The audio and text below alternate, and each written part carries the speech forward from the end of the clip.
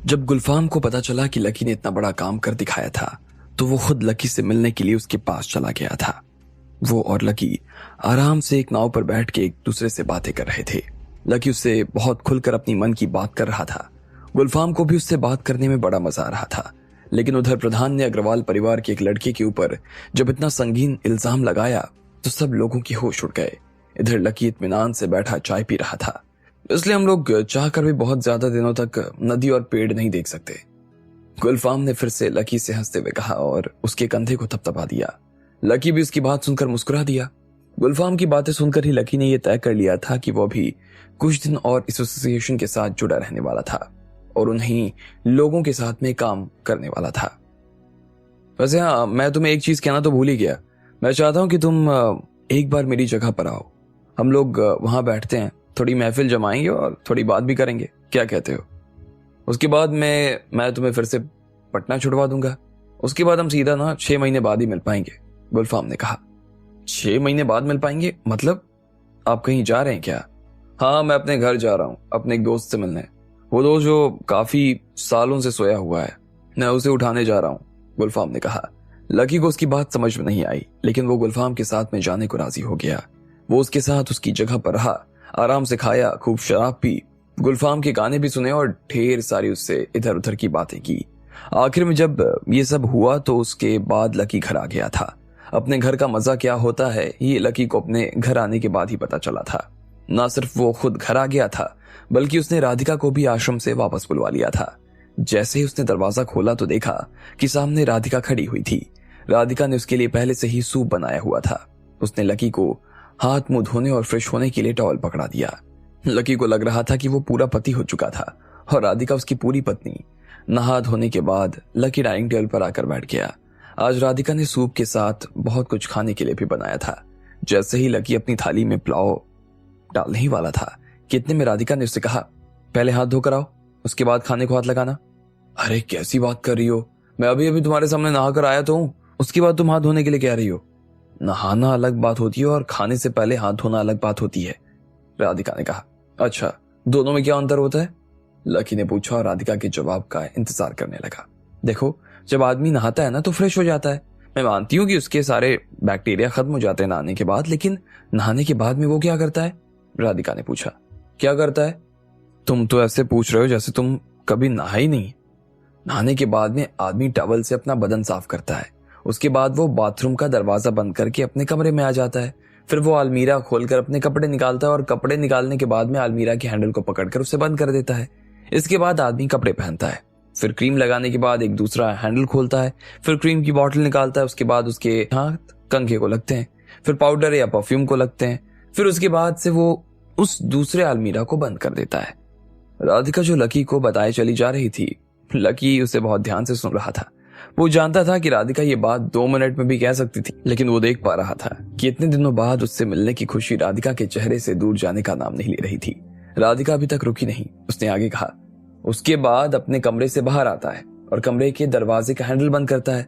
उसने जो क्रीम लगाई होती है वो अभी भी उसके हाथों में है। इस बीच में उसके गीले बाल कभी गिर जाते हैं तो वो उन्हें ऊपर करने के लिए फिर से अपने बाल में हाथ लगाता है। फिर डाइनिंग टेबल पर आकर बैठ जाता है, कुर्सी खींचता है, आखिर में बैठकर खाना खाता है। अब तुम ही बताओ कि इस दौरान उसके सामने कितने सारे बैक्टीरिया आते होंगे। होता है ना? आते हैं कि नहीं होते हैं?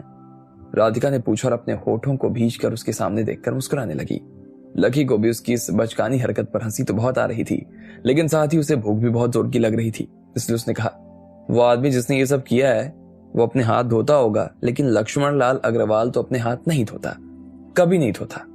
लकी ने कहा और फिर से पुलाव की चम्मच की तरफ हाथ बढ़ाने लगा। लेकिन इतने में राधिका ने अपना हाथ आगे बढ़ाया और उसके हाथ पर जरा सा हैंड वॉश लगा दिया। लकी के हाथ पर जरा सा हैंड वॉश गिरा तो उसने अपने हाथ पीछे खींच लिए। अब बताओ एल अग्रवाल, हाथ धोने जाओगे या नहीं जाओगे? ये कहते ही राधिका जोर से हंसने लगी।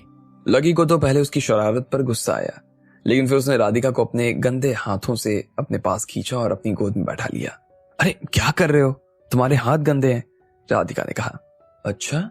लकी ने उसके साथ शरारत की और उन्हीं उंगलियों को राधिका के गालों पर फिराने की कोशिश करने लगा। इतने में राधिका ने उसके सीने में हल्की सी कोहनी मारी और अपनी जगह से खड़ी होते हुए बोली, जाओ पहले हाथ धोकर आओ। जब लकी के पास में कोई चारा बाकी नहीं रह गया तो वो अपनी जगह से खड़ा हुआ और हाथ धोने चला गया। वो हाथ धोकर फिर से अपनी जगह पर आकर बैठ गया। अब की बार जब वो आया तो उसने देखा कि राधिका ने उसके लिए उसकी थाली पहले से ही लगाकर रखी हुई थी। दोनों ने खाना शुरू कर दिया। लकी, मैं क्या सोच रही थी कि अब हमें ना अपना खुद का घर खरीद लेना चाहिए या बनवा लेना चाहिए, या दूसरों के घर में कब तक रहेंगे। मुझे यहाँ इस तरह से रहना ना ठीक नहीं लगता है, राधिका ने कहा और पुलाव खाने लगी।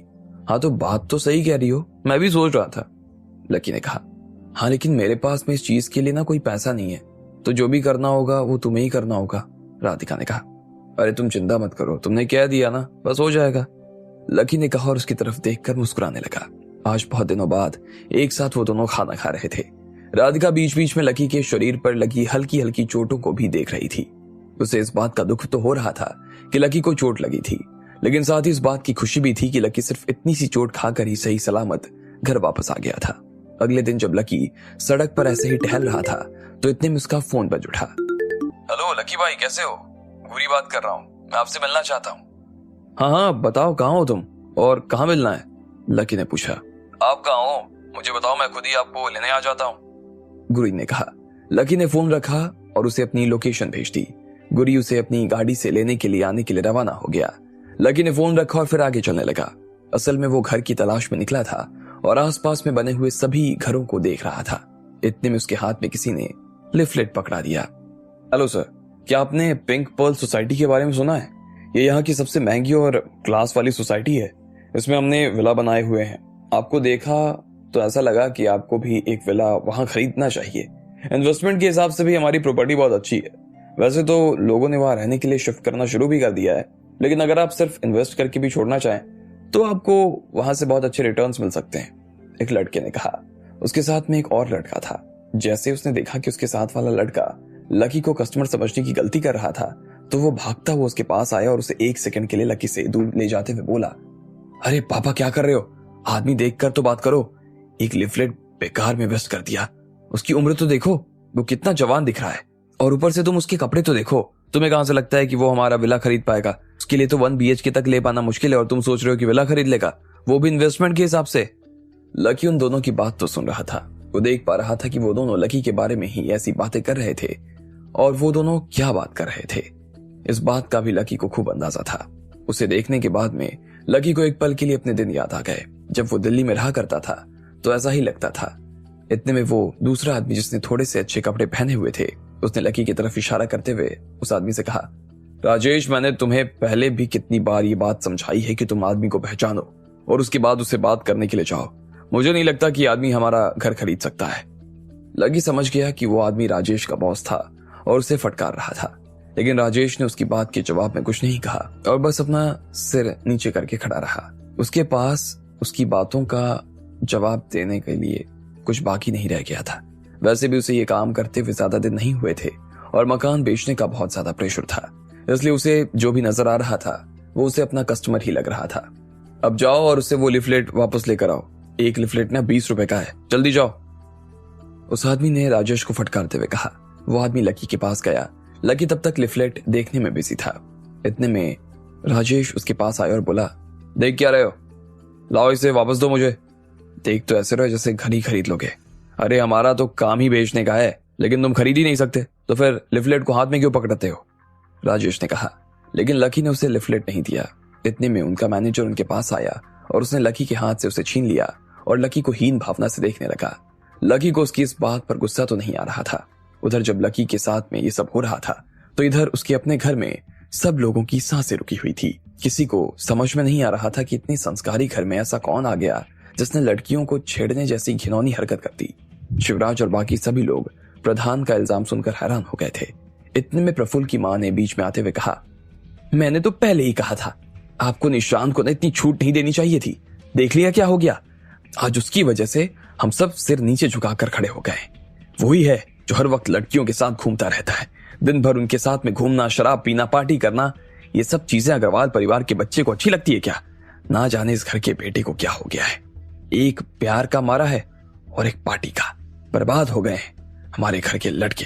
हाँ, इन्हें प्रफुल्ल से कुछ सीखना चाहिए वो बेचारा सुबह से शाम बस काम करता रहता है, परिवार को, कंपनी को कैसे आगे बढ़ाना है, हर वक्त बस यही सोचता रहता है। लेकिन यहाँ ये निशांत।